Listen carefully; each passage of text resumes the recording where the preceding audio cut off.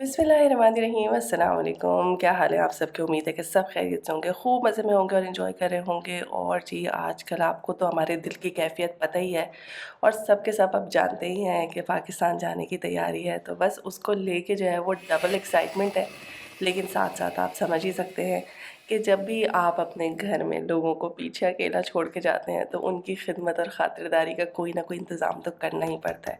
वैसे तो कुछ ख़ास डिमांड्स नहीं थी, लेकिन मुझे ऐसा लग रहा था कि कुछ चीज़ें बना के ज़रूर रखनी चाहिए जिनको देख के बच्चे खुश होते हैं या जिनको बहुत शौक़ से खाते हैं। तो बस जी यहाँ पे मैं अपने पीच केक की तैयारी कर रही हूँ और इसकी रेसिपी मैंने आपको पहले भी दी थी।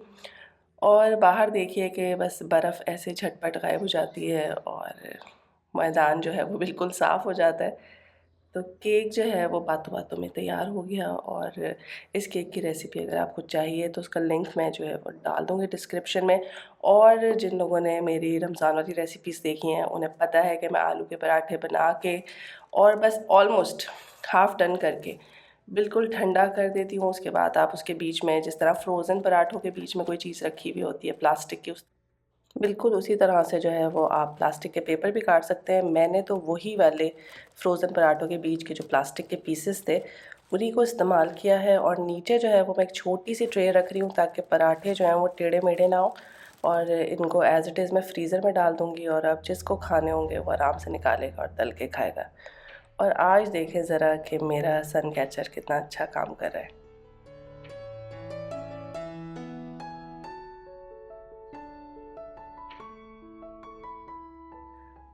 पता नहीं आप लोगों के साथ ऐसा होता है या नहीं, लेकिन जब भी मुझे ट्रैवल करना हो तो मेरा दिमाग जो है ना वो डबल स्पीड पे चलने लग जाता है। बहुत सारी चीज़ें जो है एक्यूमुलेट होने लगती हैं कि अभी ये भी करना है, ये भी करना है, ये भी करना है।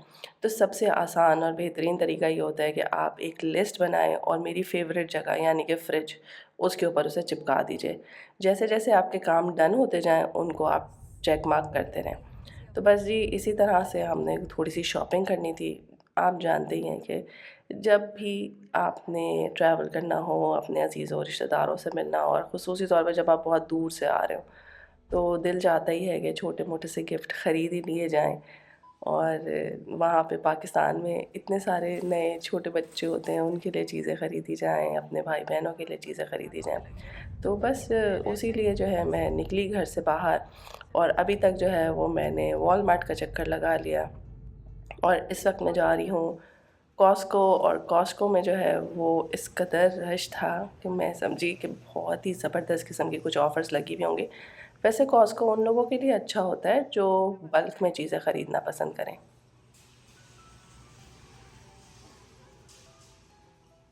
कॉस्को का हिसाब बिल्कुल होलसेल मार्केट वाला है। वॉलमार्ट में जो चीज़ थोड़ी-सी महँगी होती है, कॉस्को में इसलिए सस्ती होती है क्योंकि वो बड़ा पैकेट होता है।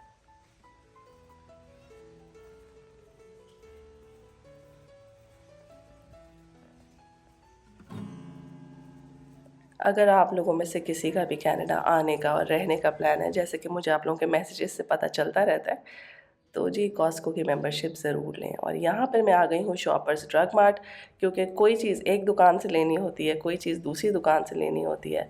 तो बस जी आज तो मौसम भी अच्छा था, मैंने सोचा साथ-साथ जो है वो बहुत सारे काम निपटाए जाएँ और मेरे साथ आप भी ये वाली ड्राइव करें। बहुत सारे लोग जो हैं वो हलाल गोश्त और या ऐसे ऑप्शंस के बारे में बात करते हैं। तो यहाँ पे बहुत सारे देसी स्टोर्स हैं। ये एक अरेबिक स्टोर है जहाँ पे सारा का सारा सामान जो है वो हलाल है। हर तरह की चीज़ आपको मिल जाती है। क्या आपके शान मसाले के डब्बे या क्या आपके नूडल्स के पैकेट और रूह अफ़ज़ा और कस्टर्ड और हर चीज़ जो आपको पाकिस्तान में मिलती है, वो यहाँ भी मिल जाती है। तो बस मैंने अपना सारा खाने का मेन्यू तो फ़ाइनल कर लिया था, लेकिन मैं सोच रही थी कि कोई 1-2 चीज़ें ऐसी ज़रूर बना लूँ, जो बच्चों को बहुत पसंद आती हैं हमेशा। और उनमें सर-ए-फ़हरिस्त है चिकन रोस्ट। और चिकन रोस्ट बनाने के लिए मैंने आप लोगों को वैसे तो अपनी रेसिपी भी दी हुई है, लेकिन अगर आप शान के टिक्का मसाले से या तंदूरी मसाले से बनाएँगे, तो हमेशा चिकन में कट लगा के उसमें आप 1 से 2 टेबलस्पून मसाला जो है वो पूरे कट्स में भर देंगे। उसे 2 घंटों के लिए आपने छोड़ देना है ताकि चिकन जो है वो अंदर तक मैरिनेट हो जाए। उसके बाद दही के अंदर आपने जिंजर गार्लिक पेस्ट, लेमन और जो रिमेनिंग मसाला है वो आपने डाल के और फिर उसको ऊपर से अच्छी तरह से जो है वो कोट करके रख देना है। इस तरह से आप इसे फ्रीज़ भी कर सकते हैं और आप चाहें तो ओवरनाइट भी रख सकते हैं। तो मैंने उसे ओवरनाइट रखा था और वहाँ पे जो है मैंने बिरयानी का मसाला बनाना स्टार्ट कर दिया क्योंकि नेक्स्ट डे मेरी फ़्लाइट है। तो मैं चाह रही थी कि जाने से पहले जो है वो बच्चों के लिए 2 ऐसी मज़ेदार चीज़ें बना के जाऊँ जो उन्हें अच्छी लगती हैं। तो चिकन रोस्ट बनाऊँगी और चिकन रोस्ट के साथ जो है वो मैं बिरयानी बना के तैयार करके रखूँगी, ताकि बच्चे जो हैं वो मेरे जाने के बाद खुश हों कि अम्मा जो है वो उनके लिए कोई मज़ेदार किस्म का काम करके गई हैं। और सुबह-सुबह जो है वो पीच केक तो मैंने बना ही लिया था। और इससे पहले जितना खाना बनाया था वो सब का सब फ्रीज़र में है।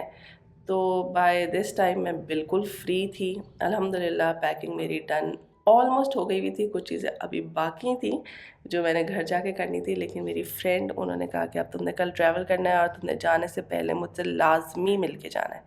तो बस जी, हमने सोचा कि क्यों ना मिला जाए और जाके जो है वो अपनी दोस्त को देख लिया जाए, क्योंकि फिर इसके बाद तो मिलने का मौका थोड़े दिनों के बाद ही मिलेगा। एक्साइटमेंट का हाल ही ना पूछें कि सबसे पहले मैं ही पहुंच गई थी कि चलो भाई थोड़ी देर बैठ के बातें करेंगे, और वैसे भी 2-3 दिन से काम कर कर के मैं तो थक गई हूँ। तो बस दोस्तों से बढ़ के क्या चीज़ होती है कि उनकी कंपनी हो और आप मज़े से बातें करें। तो बस यहाँ पे जो है वो हमारी दोस्त आ गई हैं और अब हम बैठ के जो है वो मज़े से बातें करेंगे। और हमारी इन होस्टेस को तो आप हमेशा से पहचान ही रहे हैं कि किस कदर ज़बरदस्त किस्म का इनका मेन्यू होता है, ज़बरदस्त दावत होती है और बहुत अच्छा इंतज़ाम होता है। वैसे तो मुझे लगा कि हम 2 फैमिलीज़ के लिए इन्होंने बहुत एहतमाम किया, जज़ाकल्लाह खैर, अल्लाह मियाँ इनके रिज़्क़ में बरकत डाले। और बनाने वाले की जो है ना वो बहुत मेहनत भी जाती है, बहुत सारा टाइम भी लगता है और डेफ़िनेटली पैसे तो लगते ही हैं। तो बस ये जो खुश असलूबी से आपको इज़्ज़त से बुला के खिला देता है, उसका शुक्रिया अदा करें और उसके हक़ में हमेशा नेक दुआ करें। और अगर आप दावत करने वाले लोगों में से हैं और कोई मेहमान आपके घर में आते हैं, तो उनके हक़ में भी अच्छी दुआएँ किया करें कि इत्तेफ़ाक मोहब्बत के साथ उनसे हर वक़्त मिलना-जुलना रहे। तो जी, अब आप लोगों के इंटरेस्ट के पार्ट पे लोग कहते हैं कि मेन्यू नहीं बताती हैं आप, तो देखें जी, ये है स्पिनच और कॉर्न का एक सैलेड जिसके ऊपर इन्होंने आई थिंक ब्रेड क्रम्ब्स डाल के इसको बेक किया था। बहुत मज़ेदार था। ये डल रहा है शाही पनीर। शाही पनीर के साथ यहाँ पर है रोगनी मुर्ग़। अच्छा, रोगनी मुर्ग़ जो है ना वो आप इस तरह से समझ लीजिए कि अगर आप कोरमे को बिल्कुल ड्राई कर दिए तो फिर वो रोगनी मुर्ग़ बन जाता है। तो इसका टेस्ट बिल्कुल ऐसा था कि ड्राइड कोरमा। ये है वाइट चिकन की कढ़ाई और उसके साथ थी बीफ की कढ़ाई और बिरयानी तो थी ही। बस ये था ज़बरदस्त किस्म का मेन्यू और ये है हमारी प्लेट। जब आपने बहुत काम किया हो ना, दौड़-भाग की हो, तो आपसे बहुत ज़्यादा खाया नहीं जाता। तो मैं खाना खा के इतना फ़ुल हो गई थी कि मीठा तो मैं नहीं ट्राई कर सकी, लेकिन चाय, वो तो आपको पता है कि हम नहीं छोड़ सकते। तो बस जी, जब चाय आ जाए तो इसका मतलब है कि बाय-बाय का टाइम भी आ जाता है। चूँकि नेक्स्ट डे मैंने ट्रैवल करना था और मैं चाह रही थी कि जो मैंने बहुत सारे अपने पैकिंग के काम छोड़े मैं अब मैं भागूँ, घर जाऊँ और उनको निपटाऊँ। तो बस जी, अब वापसी का सफ़र है। लेकिन ठीक है यार, बहुत हो गया। और ये देख लीजिए केक, ये बिल्कुल अच्छी तरह से ठंडा हो गया था। अब इसके मैंने पीसेस कर लिए हैं और इसको कटने में जो आपको लग रहा है कि ज़रा-सी डिफ़िकल्टी हो रही है, वो इसलिए क्योंकि बीच में पीच के स्लाइसेस आ रहे हैं। तो बस ज़बरदस्त किस्म का स्पंजी केक तैयार हुआ था। इसको मैंने डब्बों में डाल के जो है वो बंद कर दिया। इसकी शेल्फ़ लाइफ़ जो है ना वो ज़रा कम होती है क्योंकि इसके अंदर फ्रूट है। तो बस मैं इसको फ्रिज में रख दूँगी, तो जिसको जब खाना होगा वो निकाले और खाए और होपफुली मेरे जाने के 2 दिन बाद तक ये बचा रहे और ये लोग 1-2 दिन इसको एन्जॉय कर सकें। ये ट्रैवल किट जो है वो मैंने अपनी बेटी से कहा था कि आप मुझे डॉलर स्टोर से ला के दें। हालाँकि इसके अंदर टैग्स लगे हुए थे जो मुझे बिल्कुल नहीं नज़र आए और मैंने बॉटल्स के ऊपर पहले से ही लिख लिया था। हालाँकि टैग्स पे सब कुछ लिखा हुआ था, इसमें लोशन है, इसमें शैम्पू है, लेकिन फिर भी मैं मार्कर से लिख के बैठ गई थी। बस होता ही है ना जी, जैसे-जैसे उम्र बढ़ती जाए तो चश्मे के बगैर काम करने बड़े मुश्किल हैं।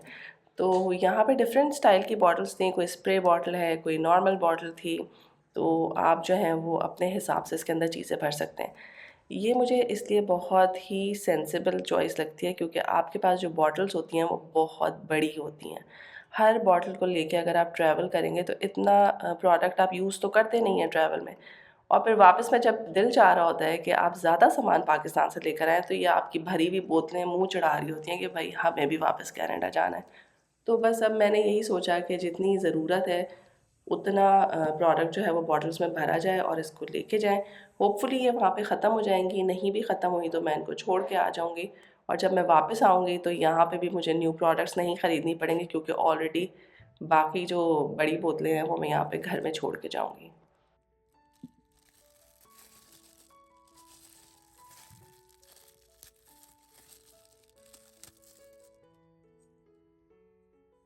हमेशा जब आप क्रीम्स को या लोशन को ट्रांसफ़र करें छोटी बॉटल्स में, तो कंटेनर भी बिल्कुल साफ़ होना चाहिए और स्पैचुला या स्पून जो आप यूज़ कर रहे हैं वो भी बिल्कुल साफ़ होना चाहिए, ताकि किसी भी किस्म के जो है वो बैक्टीरिया या जर्म्स जो हैं वो आपकी प्रोडक्ट में ना चले जाएँ। और बार-बार आपको ये दिखाने का मकसद ये है कि आप देखिए कि छोटी बॉटल्स यूज़ करने से जो है वो आप अपने वेट की कितनी बचत कर सकते हैं और बैग में जो है वो कैपेसिटी की कितनी बचत कर सकते हैं। तो यहाँ पे हम जी सुबह-सुबह भागम-दौड़ जा रहे हैं एक काम करने के लिए, और ख़ातून जो हैं वो अपनी गाड़ी में पेट्रोल डलवा रही हैं। यहाँ पे पेट्रोल आपको खुद ही डालना होता है, कोई नहीं आता आपकी हेल्प करने के लिए। तो जी कनाडा आने वाले तैयार हो जाएँ, शदीद सर्दी में बाहर निकल के पेट्रोल आपने खुद ही डालना है।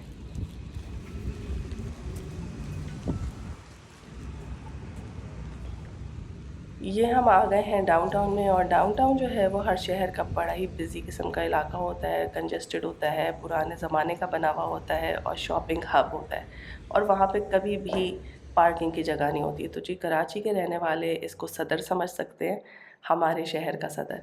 तो बस हम निकले थे कि जल्दी से अपने 1-2 काम निपटाएँ, और यहाँ पे किसी तरह की सेलिब्रेशन हो रही थी और लोग जो हैं वो बड़े जोश व वलवले से गाने गा रहे थे।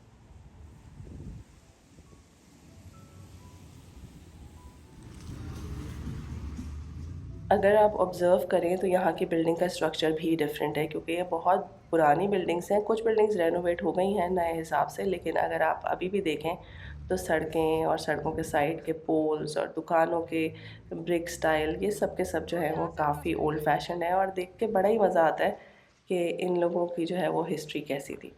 तो यहाँ पे हम रोड क्रॉस करने लगे हैं और आप देख सकते हैं कि रोड भी कितनी मुख्तसर सी है और काफ़ी बिज़ी है। तो जब आप दूर रहते हैं ना तो बच्चों के साइज़ेस के अंदाज़े में बड़ी गलती होती है कि पाकिस्तान में कौन सा बच्चा किस एज का हो गया है। तो जिस बच्चे को मैं 6 महीने का समझ के उसके लिए ड्रेस लेकर आई थी, उसकी बर्थडे का इनविटेशन मुझे उसी सुबह मिल गया, तो मुझे समझ आ गया कि ये बच्चा तो 1 साल का है। तो बस जी हम यहाँ पर आए थे उसका साइज़ चेंज करने के लिए, क्योंकि सिर्फ़ डाउनटाउन वाले ओशकॉश में ही अवेलेबल था।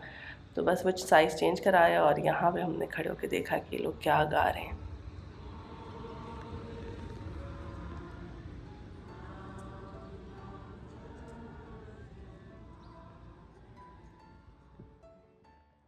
हर तरफ जो है वो फुल क्रिसमस मोड ऑन है, और लोग जो हैं वो बड़े ही जोश और जज़्बे के साथ जो है वो क्रिसमस की तैयारी में हैं। मॉल्स में जो है वो क्रिसमस ट्री लगे हुए हैं।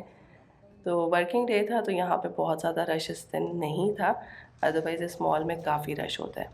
तो बस जी यहाँ से फ़ारिग हो गए हैं और फिर से रोड क्रॉस करेंगे और जाएँगे अपनी गाड़ी को ढूँढने के लिए। यहाँ पर जो है वो मेरी फ़ाइनल पैकिंग हो रही है। बैग के नीचे मैं हमेशा प्लास्टिक बिछाती हूँ, आप लोग भी ज़रूर बिछाया करें। ये मेरी अम्मी किया करती थीं कि कभी कोई जगह गीली होती है तो नीचे से जो है वो आपके कपड़े या सामान ख़राब ना हो, और जब आप इसको अच्छी तरह से ऊपर तक पैक कर लें तो ऊपर भी कोई टॉवल या प्लास्टिक से कवर करें। तो किसी ने अपने बच्चों के लिए जो है वो शूज़ भिजवाए थे, तो उन्होंने कहा था भाई डब्बा ले जाना ज़रूरी है, तो वो डब्बा खोल के मैंने पैक कर लिया है। और मौसम देख लीजिए कितना मज़ेदार हो गया है, और इसके बाद का जो व्लॉग होगा वो होगा हमारा पाकिस्तान का सफ़र का व्लॉग। तो जी फिर मिलेंगे एक नए मज़ेदार से व्लॉग के साथ। दुआओं में याद रखिएगा, खुश रहिए और दूसरों को भी खुश रखने की कोशिश कीजिए। अल्लाह हाफ़िज़।